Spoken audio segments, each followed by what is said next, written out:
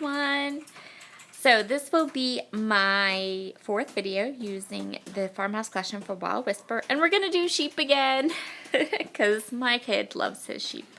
So I'm gonna go through the collection here and just decide what bits and bobs I want to use. I know I want to incorporate some of that gorgeous red that's in the collection, so I'm gonna pull some of that out, and then a couple other things too, I think.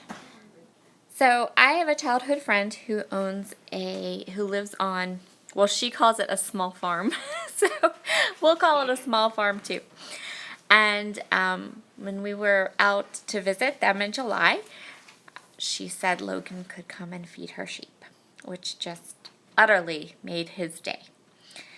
So I'm actually going to end up doing 2 layouts eventually, using these photos, one for our family scrapbook and then one for just a scrapbook for him. So you might see these pictures again. So what I decided to do was I'm going to go with that very light, pale, creamy pattern paper, and then I'm going to pull in the wheat stalks and this black and white pattern. And then I'm going to add some touches of black, or touches of red. And I also grabbed some sequins from my Spiegel Mom scrap stash that went beautifully. You can see them there. Let's see, what are they called? Country Christmas. That's the name of the sequin mix. So we're going to use those to go with these photos too. So this is a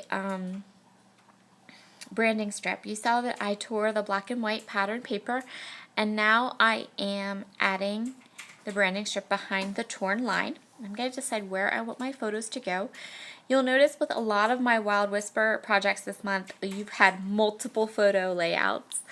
It just kind of worked really well that way, and I had things that went with the collection that I had multiple photos of. So just for those of you that think I only ever scrapbook one photo, that's not true. It just depends on what I have available to me that I want to scrapbook about. I usually just have one photo of most things, but for these trips that we took this summer, I have more than one. So I decided I'm going to go with this, which is kind of a wonky grid-ish type of a layout, and I end up not using that white, or the red and white piece there, because it just looked very big to me. So I'm going to go through these pieces that I've chosen. I grabbed some of the die cuts, I grabbed some of the flare badges, and those are what we're going to work with today. I did grab some stamps, but I ended up not using them. I am going to fussy cut out this little sheep part from the cut apart sheet here. So I kind of have everything now where I want it, but nothing's taped down. And what I'm going to do is I'm going to grab my phone and snap a photo, which is not something I do all the time, but for this particular layout, I felt like if I pulled all of that off and started to glue stuff down, I would totally forget where I had it. And it definitely needed to be photographed. So that's what we're doing.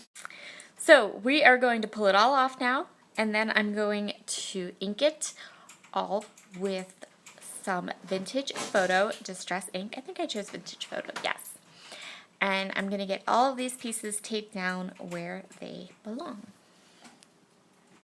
And I'm going to be writing my journaling today because I'm pretty sure Logan was doing schoolwork while I was working on this layout.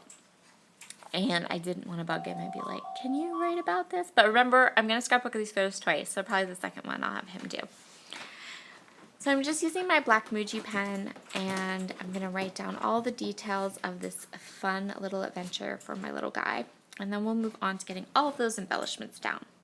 So my journaling ended up taking a little bit more space than I had originally planned. So at this point, I kind of had to ditch the photo and move stuff around so that it would work with the amount of journaling I had ended up writing.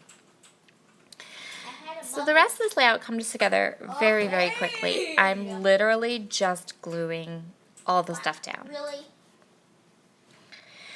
So I popped up a couple of things with foam squares, and now I'm going to go ahead and I'm going to date stamp. Now this is cool. This is why I love the Nuvo adhesive, because it dries a little bit slower than the Scotch Quick Dry adhesive. So when I had to move my flare a little bit so I could date my layout, it was easy to do so.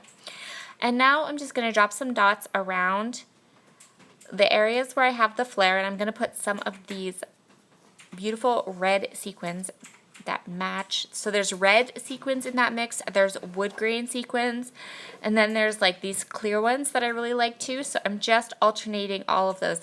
And actually this sequin mix also has that really light sagey green in it. So it's another really great sequin mix to match this collection. So I'm just going to dot this around and then add the little sequins here and there, and that's going to complete this layout. All done, easy peasy.